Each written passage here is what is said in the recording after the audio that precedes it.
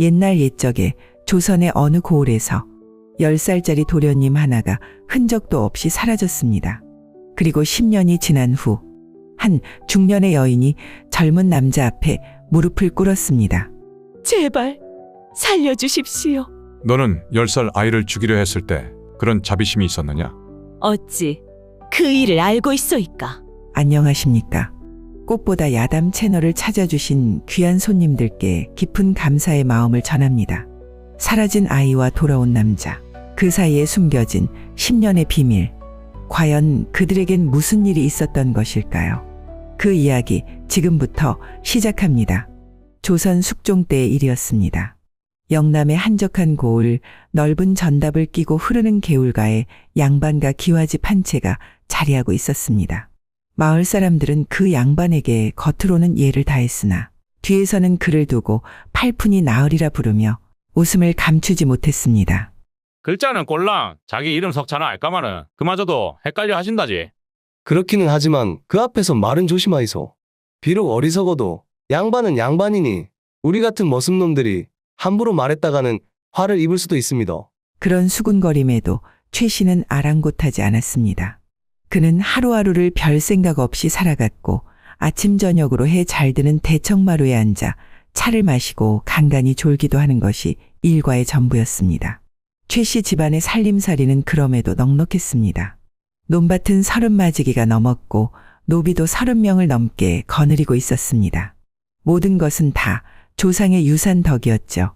최나으리 부인이 살아계셨다면 집안일이 이리 되지는 않았을 게야. 집안의 솔거 노비들은 한숨을 쉬며 돌아가신 최 씨의 아내를 회상하곤 했습니다. 김 씨 부인은 양반과 마님으로서의 덕목은 물론 학식까지 갖춘 보기 드문 여인이었습니다. 허나 아들 금동이를 낳은 후 오래지 않아 병을 얻어 세상을 떠났으니 그것이 이 집안 불행의 시작이었습니다. 어리석은 아버지와 달리 10살이 채 안 된 금동은 모든 이의 칭찬을 받는 아이였습니다. 금동이는 어린 나이에도 사서삼경을 줄줄 외우니 참으로 기특하기 그지없도다. 마을 서당의 훈장은 금동이를 볼 때마다 환한 웃음을 지었습니다. 금동이는 새벽녘이면 홀로 일어나 세수를 하고 아버지에게 절을 올린 뒤 책을 안고 서당으로 향했습니다. 어머님께서 돌아가시기 전 아버님을 잘 모시라 하셨어요. 어머님 말씀을 제가 꼭 지켜야지요. 그러던 어느 봄날 산수유꽃이 노랗게 피어나던 때였습니다. 최 씨 집 앞마당에 한 여인이 들어섰습니다. 그녀는 한양에서 내려왔다는 여인이었습니다. 돌아가신 금동의 어머니 외가의 먼 친척으로 초라한 행색과는 달리 단정한 걸음새와 고운 자태를 지닌 여인이었습니다. 오랜만에 고향에 내려오니 마음이 편안합니다. 과부의 몸으로 의지할 곳 없어 찾아뵈었으니 며칠만 머물다 가게 해주시겠습니까? 돌아가신 마님께서 생전에 금동이를 참으로 아끼셨다 들었습니다. 제가 있으면 도련님 보살핌에도 도움이 될 듯합니다. 그 여인의 성은 조씨였습니다. 그리고 그녀의 등장과 함께 평화롭던 최 씨 집안의 운명이 천천히 그러나 돌이킬 수 없이 변해가기 시작했습니다. 며칠만 머물게 해달라던 과부 조 씨는 한 달이 넘도록 떠날 기색을 보이지 않았습니다. 조 씨는 처음엔 조심스럽게 최 씨의 마음을 떠보았습니다. 나리께서는 참으로 외로우시겠어요. 이렇게 넓은 집에 도련님과 단둘이 계시니. 그런가? 나야 별로 외롭다고 생각해 본 적은 없는데. 아이고, 나리는 참으로 의젓하십니다. 하지만 금동이가 어머니를 그리워할 때는 어찌하십니까? 그럴 때는 그냥 달래주지 뭐. 조 씨는 최 씨의 어리숙함을 파악하고는 점점 대담해졌습니다. 나리, 제가 보기에는 이 집에 안주인이 계셔야 할 것 같습니다. 도련님도 그렇고 나리의 건강을 챙기는 일도 그렇고 또 아랫사람들을 다루기에도 안주인의 역할이 제법 큰 법이지요. 새로운 안주인이라. 글쎄, 그런 생각은 해본 적이 없는데. 돌아가신 마님께서 그렇게 현명하셨다니 나리께서는 얼마나 의지가 되셨겠습니까? 지금도 그 빈자리가 크실 텐데. 조 씨는 교묘하게 최 씨의 마음 한구석을 건드렸습니다. 며칠 후 최 씨는 조 씨에게 말했습니다. 여보시오, 저기 당신이 있으니 집안이 활기를 되찾는 것 같소. 혹시 이 집에 계속 머물 생각은 없겠소? 조 씨는 속으로 쾌재를 부르며 겉으로는 수줍은 듯 고개를 숙였습니다. 나리 말씀이 그러시다면 제가 금동이를 친어미처럼 돌보는 것이 돌아가신 마님에 대한 도리일 듯합니다. 이렇게 해서 조 씨는 계획대로 최 씨와 혼인하게 되었고 최 씨 집안의 평화로운 나날은 서서히 어둠 속으로 빠져들기 시작했습니다. 결혼 후 몇 달이 지나지 않아 조 씨의 본성이 드러나기 시작했습니다. 특히 조 씨가 임신을 한 후부터는 금동이를 노골적으로 미워했습니다.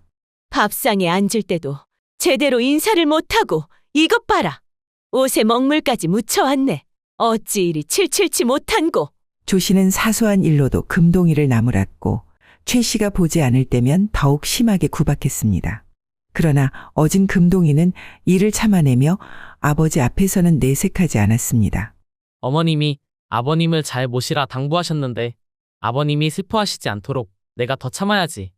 어느 날 저녁 조 씨는 마을 뒷골목에서 백정석치를 만났습니다.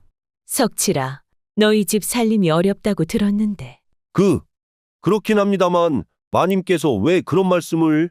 조 씨는 주위를 둘러본 후 은화 꾸러미를 꺼냈습니다. 이것 좀 봐라. 은화 열량이다. 석칠의 눈이 커졌습니다. 그에게는 2해벌이에 해당하는 큰 돈이었습니다. 이게 뭡니까? 이번 장날에 금동이가 우리 영감과 시장에 나올 텐데 그 아이를 데려가 없애버려라. 쥐도 새도 모르게. 석칠은 잠시 망설였지만 은화의 유혹이 컸습니다. 정말 괜찮겠습니까요? 물론이다. 그냥 길을 잃었다고 하면 그만이지. 이 돈이면 내 식구가 몇 년은 편히 살 수 있을 것이다. 석칠은 찝찝한 마음을 뒤로하고 은화를 받으며 고개를 끄덕였습니다. 알겠습니다. 이번 장날에 그리하겠습니다. 석칠은 돈의 무게만 생각하며 집으로 돌아갔습니다. 그는 은화를 숨겨두고는 아내에게 아무 말도 하지 않았습니다. 다만 마음 한편으로는 별일 아니겠지. 그냥 어린애 하나 조용히 없애버리기만 하면 되는 거니까. 하고 자신을 달랬습니다. 며칠 후 장날이 되었고 석칠은 조씨 부인과의 약속대로 움직이기 시작했습니다. 장에서 최 씨와 금동이를 계속 쫓으며 기회를 엿보던 석칠은 최 씨가 한눈을 판 사이에 금동이를 납치하여 자신의 집으로 데려왔습니다. 작은 골방에 금동이를 묶어두고 칼을 꺼내 들었지만 아이가 무서워하면서도 용감하게 말하는 모습에 마음이 흔들렸습니다. 아저씨, 제가 뭘 잘못했나요? 어머니가 돌아가실 때 아버지를 잘 모시라 하셨는데 저는 그냥 아버지를 잘 모시고 살고 싶어요. 금동이의 맑은 눈망울을 보며 석칠이 망설이고 있을 때 밖에서 문이 열리는 소리가 들렸습니다. 여보, 일찍 들어오셨네요. 석칠의 아내 순애가 7살 딸아이 분이를 데리고 시장에서 돌아온 것이었습니다. 방 안의 상황을 본 순애는 경악했습니다. 이게 무슨 일이에요? 저 아이는 누구고 당신은 왜 칼을 들고 계시는 거예요? 석칠은 당황하며 아내에게 그간의 상황을 설명했습니다. 순애는 모든 이야기를 듣고 나서 남편의 뺨을 힘껏 때렸습니다. 당신 미쳤어요? 정말 미쳤단 말이에요. 순애는 눈물을 흘리며 남편을 향해 소리쳤습니다. 아무리 우리가 짐승을 잡고 가죽을 벗기는 일을 한다고 하여도 우리는 사람이에요. 사람을 죽이는 일을 하는 사람이 아니라고요. 그런 금수만도 못한 짓을 하거나 그런 명령을 내리는 이들이 진짜 짐승보다 못한 인간이에요. 하지만 그 돈이면 우리 세 식구. 돈? 돈이 그렇게 중해요? 이 어린 도령의 목숨보다 더 중하단 말이에요? 순애는 더욱 격하게 울며 남편을 꾸짖었습니다. 우리가 아무리 가난해도 사람 노릇은 해야지요. 저 어린 것은 우리 분이처럼 부모 사랑 받으며 자라야 할 아이예요. 그런 아이를 어떻게 해치려 해요? 당신이 정말 이러고도 분이 앞이 자격이 있겠어요? 한편 어린 분이는 이 상황을 이해하지 못한 채 금동이에게 다가가 말했습니다. 오빠 왜 울어요? 무서워요? 그럼 분이가 이렇게 안아줄게요. 순애는 금동이를 끌어안으며 말했습니다. 도련님, 무서웠지요?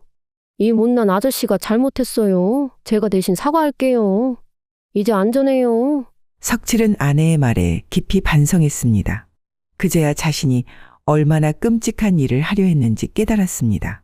당신 말이 맞소.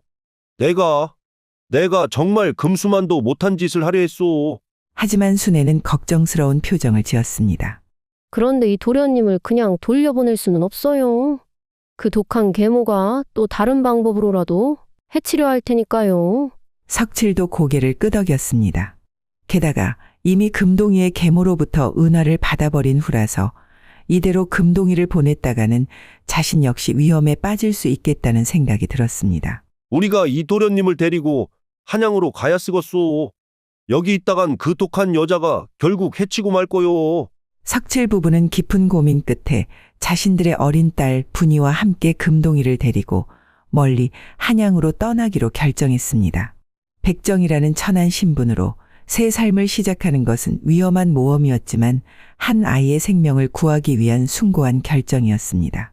한양에 도착한 석칠 가족은 처음에 극심한 가난에 시달렸습니다. 금동이의 계모가 준 돈으로 높은 성곽 아래 운막 같은 초가에 겨우 몸을 의탁한 그들은 하루하루 연명하기도 벅찬 상황이었습니다. 석칠은 새벽부터 저녁까지 날품팔이로 등이 굽어갔고 순애는 밤늦도록 남의 집빨래와 바느질을 하며 손과 발이 닳도록 일을 했습니다. 그래야만 네 식구는 겨우 생계를 유지할 수 있었습니다. 그럼에도 불구하고 그들의 첫 번째 목표는 금동이의 미래였습니다. 석칠과 순애는 발품을 팔아 한양 외곽에 선하고 가난한 선비 집안을 찾아냈고 그 얻은 선비에게 적은 돈으로나마 읍소하여 금동이를 그 집의 양자로 호적에 올렸습니다. 이 아이는 양반의 자제이니 그를 배워 훗날 큰 뜻을 이룰 것입니다. 선비님의 결정이 결코 헛된 일이 되지 않도록 저희 부부가 최선을 다하겠습니다. 선비님의 은혜를 절대로 잊지 않도록 금동이에게도 가르치겠습니다.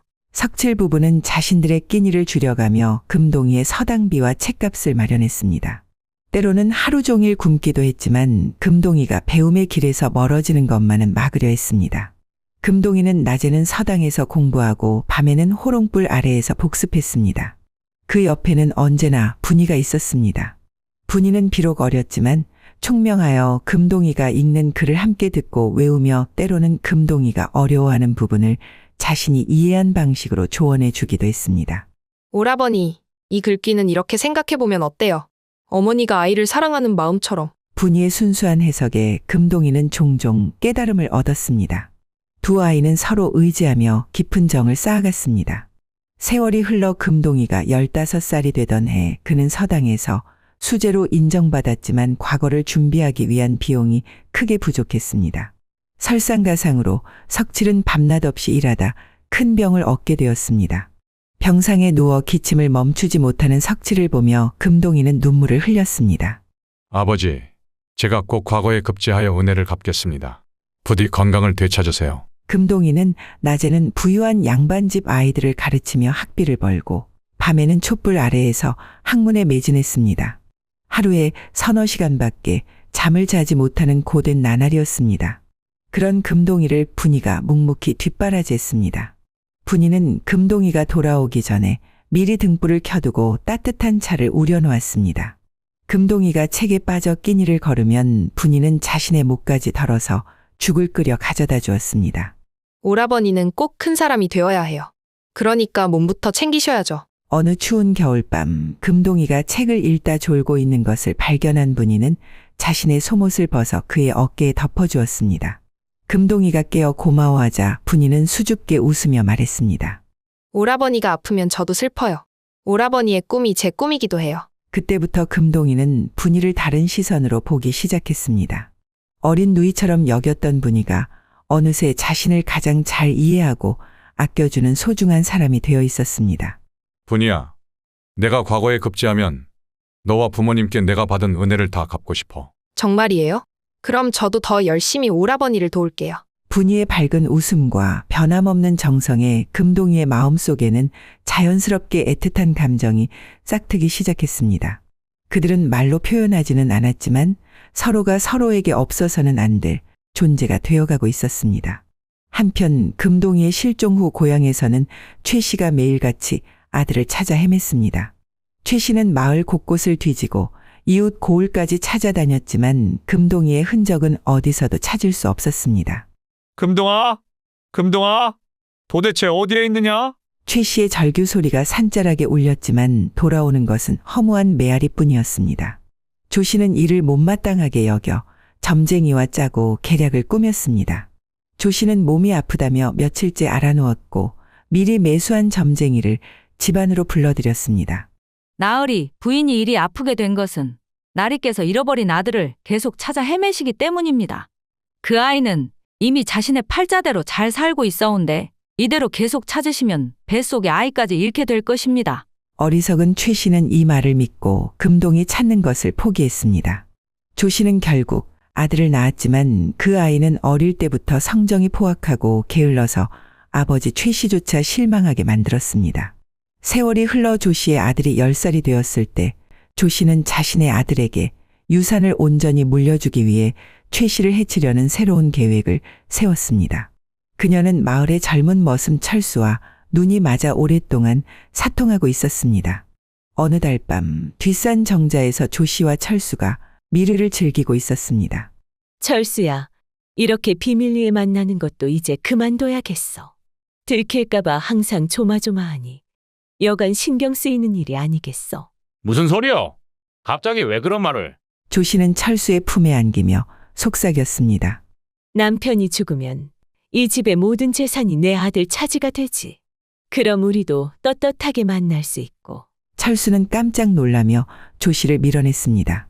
마님, 그게 무슨 말입니까? 나으리를 해치자는 겁니까? 그래, 그 늙은이만 없으면 돼. 어차피 나이도 많고 병도 자주 앓지 않느냐. 조 씨는 교묘하게 철수를 꿰었습니다.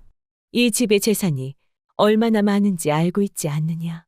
논밭만 해도 30마지기가 넘어. 그 모든 것이 우리 것이 될 수 있어. 철수는 탐욕에 눈이 멀어 점점 조 씨의 말에 넘어갔습니다. 정말로 아무도 모르게 할 수 있겠습니까? 물론이지. 하지만 조심스럽게 해야 해. 조 씨는 은화 몇 냥을 꺼내 철수에게 건넸습니다. 이 돈을 가지고 이웃 고을 약재상에 가서 천남성 가루를 사와. 몸에 열이 나고 기침이 나서 쓴다고 하면서 말이야. 천남성 가루는 사약을 만드는 독초이기도 하지만 기침에도 효과가 좋아서 한약방에선 쉽게 구할 수 있는 독초이기도 해. 마님, 천남성 가루는 어디에 섞어도 맛의 티가 안 납니까? 그래, 생약초가 아니라 가루로 된 천남성은 향이 없고 맛도 별로 없어서 차에 조금씩만 타면 모를 거야. 남편이 매일 마시는 차에 조금씩 넣으면 돼. 조 씨는 음흉하게 웃으며 말했습니다. 그 바보 같은 늙은이는 눈치도 채지 못할 거야. 평소에도 차 맛에는 별로 신경 안 쓰니까. 그라모, 언제부터 시작할까요? 내가 약을 사온 뒤부터 조금씩 넣기 시작하자. 그러다가 보름달이 뜨는 날에는 아주 진하게 타서 넣을 거야. 그럼 그날 밤이 그 영감탱이의 마지막이 될 거야. 철수는 은하를 만지작거리며 말했습니다.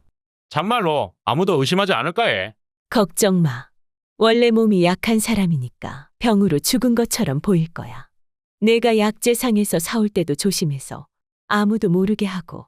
두 사람은 음험한 미소를 지으며 흉악한 계획을 완성해 나갔습니다. 그들은 최 씨의 죽음 이후 어떻게 재산을 나눌지, 어떻게 혼인을 할지까지 상세히 계획했습니다.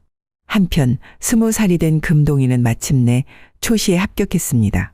석칠 가족이 기뻐 눈물을 흘리는 가운데 금동이는 더 큰 목표를 향해 나아갔습니다. 이듬해 봄 과거 시험장에서 금동이는 자신의 모든 학문적 역량을 쏟아부었습니다. 그의 답안지는 경전에 대한 깊은 이해와 더불어 백성을 진정으로 사랑하는 마음 그리고 정의로운 정치 철학이 담겨 있었습니다. 마침내 과거 시험 결과가 발표되던 날 금동이의 이름이 장원급제자로 호명되었습니다. 장원급제 김금동. 석칠 가족은 기쁨에 겨워 서로를 끌어안았습니다. 며칠 후 금동이는 궁궐에 들어가 임금을 아련했습니다. 임금은 금동이의 답안지를 직접 읽어보고 크게 감탄했습니다. 그대의 글에서 진정한 선비의 기계와 백성을 향한 사랑이 느껴지니 참으로 기특하다. 무엇이든 원하는 것을 말해보라. 금동이는 깊이 절하며 말했습니다. 전하, 신이 원하는 것은 고향의 군수로 부임하여 백성들을 돌보는 것입니다. 임금이 고개를 끄덕이자 금동이는 한 걸음 더 나아가 말했습니다. 그리고 외람되오나 신을 키워주신 백정 가족의 신분을 면천시켜 주시기를 간청합니다. 백정 가족이라니 그 사연을 자세히 말해보아라. 금동이는 자신의 과거와 백정 가족의 선행에 대해 임금께 상세히 아뢰었습니다. 어린 시절 계모의 음모로 죽을 뻔한 이야기, 석칠 부부가 양심의 가책을 느껴 자신을 구해준 일, 그리고 가난 속에서도 자신을 공부시키며 키워준 은혜에 대해 진솔하게 털어놓았습니다. 신분이 천하다 하여 그들을 업신여기는 이들이 많사오나 신이 보기에 그들의 마음은 그 어떤 양반보다 고귀하였습니다. 신을 죽이라는 명을 받고도 사람으로서의 양심을 저버리지 않고 구해주었으니 이런 분들이야말로 진정한 선비가 아니겠습니까? 임금은 깊이 감동했습니다. 과연 그러하다. 백성을 구하는 것은 하늘을 구하는 것과 같으니 한 아이를 구한 그들의 공이 어찌 작겠느냐. 임금은 즉시 신하에게 명했습니다. 내 즉시 그들의 신분을 면천하노라. 그리고 금동을 그의 고향 군수로 임명하되 특별히 자신의 은인들을 데리고 부임할 수 있도록 하라. 금동이는 감격에 겨워 눈물을 흘렸습니다. 석칠 가족 역시 궁궐 밖에서 기다리고 있다가 이 소식을 들었을 때 믿을 수 없다는 표정을 지었습니다. 이제 우리 가족이 정말로 면천이 되었다는 거냐? 석칠은 떨리는 목소리로 물었고 순애는 눈물을 주체하지 못했습니다. 우리 금동이가 금송아지보다 귀한 우리 도련님이 정말 대단한 사람이 되었구나. 분이는 기쁨과 자부심이 가득한 얼굴로 금동이를 바라보았습니다. 오라버니 축하드려요. 이제 정말 고향으로 돌아가시는 건가요? 그래, 분이야. 이제 우리 모두 함께 고향으로 돌아가서 정의를 실현할 때가 되었어. 금동이의 눈에는 굳은 결의가 서려 있었습니다. 그는 자신을 구해준 은인들에 대한 보답과 동시에 과거의 모든 진실을 밝혀낼 각오를 다지고 있었습니다. 금동이는 석칠 가족과 함께 고향으로 돌아와 군수로 부임했습니다. 마을 사람들은 새로 부임한 젊은 군수가 누구인지 모른 채 그를 맞이했습니다. 관아의 자리를 잡고 업무 파악을 마친 금동이는 우선 마을의 상황을 파악하기 시작했습니다. 그러던 중 충격적인 소문이 그의 귀에 들어왔습니다. 사또, 마을에 좋지 않은 소문이 돌고 있습니다. 관아의 아전이 조심스럽게 말했습니다. 최 영감댁 부인이 마을의 젊은 머슴과 사통한다는 소문이 자자합니다. 그런데 더 심각한 것은 더 심각한 것이 무엇이냐? 최 영감께서 요즘 들어 몸이 더 안 좋으시다고 합니다. 즐기시던 차를 마신 후 자주 어지러워하신다는군요. 금동이의 가슴이 철렁했습니다. 혹시 조 씨가 또 다른 음모를 꾸미는 것은 아닐까? 그 소문을 더 자세히 알아보도록 하라. 그리고 은밀하게 최영감댁 조씨 부인과 사통하는 머슴놈의 최근의 모든 행적을 조사해보라고 하라. 며칠 후 금동이는 결정적인 단서를 얻었습니다. 마을의 한 약재상이 조용히 철수를 조사 중이던 이방을 찾아와 제보했습니다. 사또, 이상한 일이 있어서 말씀드립니다. 보름 전 조씨 부인과 사통하는 철수라는 머슴이 굳이 이웃 고을 약재상에 가서 천남성 가루를 샀다고 합니다. 천남성 가루? 그러하옵니다. 그런데 약재에 대해 무지한 것 같은 사람이 몰래 사간 것 같다고 이웃 마을의 약재상 주인이 수상하게 여겨 이 고을의 약재상과 만난 자리에서 이야기를 하더랍니다. 금동이는 즉시 이웃 마을의 약재상을 찾아가 확인했습니다. 네, 분명히 그 사람이 천남성 가루를 사갔습니다. 몸에 열이 나고 기침이 날 때 쓴다고 하더군요. 그런데 그 사람 얼굴을 보니 전혀 아픈 사람 같지는 않았습니다. 천남성은 독성이 강한 약재로 잘못 사용하면 사람을 죽일 수도 있다는 것을 금동이는 알고 있었습니다. 금동이는 즉시 비밀리에 조사를 시작했습니다. 밤중에 몰래 최 씨 집 주변을 살펴보니 조 씨와 철수가 뒷산 정자에서 만나는 것을 목격했습니다. 멀리서 그들의 대화를 엿들은 금동이는 경악했습니다. 보름달이 뜨는 내일 밤 차에 독을 진하게 타서 그 영감을 없애버리자. 네, 마님. 이제 더 이상 미룰 필요도 없겠습니다. 금동이는 서둘러 관아로 돌아가 군사들을 준비시켰습니다. 그리고 다음 날 밤 조 씨와 철수가 독을 탄 차를 아버지 최 씨에게 가져다 주려는 순간 관아의 군사들과 함께 그 집으로 들이닥쳤습니다. 멈춰라. 금동이의 외침에 조 씨와 철수는 깜짝 놀라 찻잔을 떨어뜨렸습니다. 내 악행이 이제 모두 드러났도다.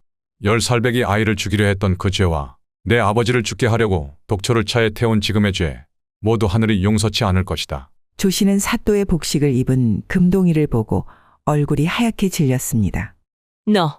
너는 설마? 그렇다.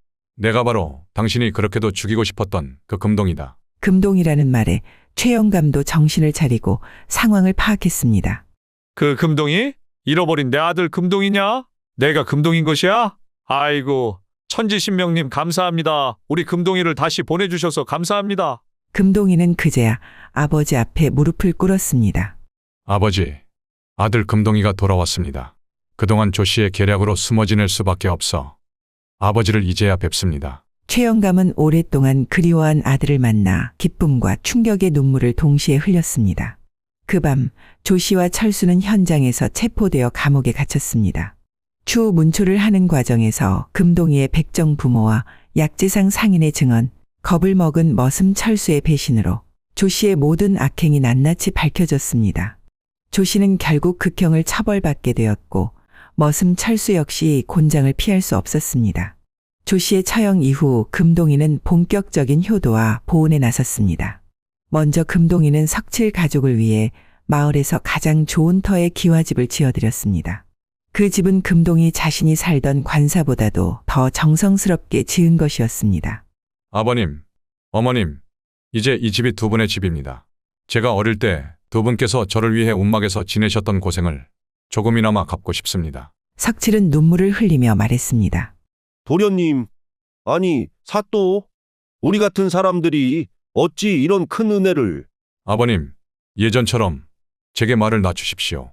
저에게는 두 분이 진짜 부모나 다름없으니까요. 금동이는 또한 자신의 녹봉을 모아 석칠 부부에게 전답을 마련해 주어 평생 걱정 없이 살 수 있도록 했습니다. 그리고 마을 사람들 앞에서 공식적으로 선언했습니다. 이분들은 제 생명의 은인이십니다. 또한 전하께서 직접 면천을 허락하시고 그 공로를 인정하여 주신 분들입니다. 부디 마을의 모든 분들께서도 이분들을 존경해 주시기 바랍니다. 세월이 흘러 금동이가 24이 되던 해 분이는 이미 20살의 아름다운 처녀로 성장해 있었습니다. 두 사람은 이제 서로를 바라보는 눈빛이 달라져 있었습니다. 어느 봄날 정원에서 꽃 구경을 하던 중 금동이가 분이에게 조심스럽게 말을 꺼냈습니다. 분이야, 우리가 처음 만났을 때를 아직 기억하느냐? 물론이에요, 오라버니. 오라버니가 무서워하실 때 제가 왜 울어? 라고 물어봤던 게 기억나요. 그때부터 지금까지 너는 항상 내 곁에 있어 주었어. 내가 공부할 때도 힘들 때도 내 옆에는 항상 분이 내가 함께 해주었어. 분이는 얼굴을 붉히며 고개를 숙였습니다. 오라버니의 꿈이 제 꿈이었어요. 오라버니가 기뻐하시면 저도 기뻤고 슬퍼하시면 저도 슬펐어요. 금동이는 그 순간 분이의 손을 조심스럽게 잡았습니다. 분이의 얼굴이 이전보다 더 붉게 타올랐습니다. 금동이 역시 얼굴에 선홍빛을 띤 채 조심스럽게 말을 꺼냈습니다. 분이야, 나와 함께 평생을 살아가지 않겠느냐? 어릴 적부터 서로에게 의지하며 남매처럼 자란 우리지만 언젠가부터 나는 너를 그저 어린 동생으로만 보지 않았단다. 고마움과는 또 다른 남녀간의 정을 나누고 싶었지. 이제는 내 처지가 너에게 고백을 해도 될 상황이 되었으니 용기를 내보련다. 분이야, 나는 15살 어느 추운 겨울밤 이후로 너를 마음에 담아두고 있었어. 내 청혼을 받아주겠느냐? 분이는 눈물을 글썽이며 고개를 끄덕였습니다. 오라버니와 함께라면 저는 어디든지 좋아요. 두 사람의 혼례는 마을의 큰 축제가 되었습니다. 금동이는 혼례 준비에도 정성을 다했습니다. 분이를 위해 한양에서 공수한 아름다운 혼례복을 준비했고 마을의 모든 사람들을 초대하여 성대한 잔치를 열었습니다. 혼례 당일 백정 출신이지만 이제는 면천되어 양인이 된 석칠 부부는 장인장모로서 큰 자부심을 느꼈습니다. 우리 분이가 저렇게 훌륭한 사람과 혼인을 하다니. 아이고, 우리 사위 잘생겼다. 순애와 석칠은 기쁨의 눈물을 흘렸습니다. 금동이는 혼례 후에도 석칠 부부를 친부모처럼 극진히 모셨습니다. 매일 아침 저녁으로 문안을 드리고 명절이나 생신 때마다 정성스럽게 준비한 선물을 올렸습니다. 최영감 역시 자신의 어리석음을 깊이 반성하고 석칠 부부를 친형제처럼 대하며 금동이 부부와 함께 행복한 노년을 보냈습니다. 이 이야기는 신분의 높고 낮음보다 인간의 선한 마음이 중요하다는 교훈과 악행은 결국 자신에게 돌아온다는 진리를 전해줍니다. 또한 은혜를 잊지 않은 금동이의 모습을 통해 우리 선조들이 중시했던 가치인 효와 의리의 중요성을 일깨워줍니다. 지금까지 긴 이야기 들어주셔서 감사합니다.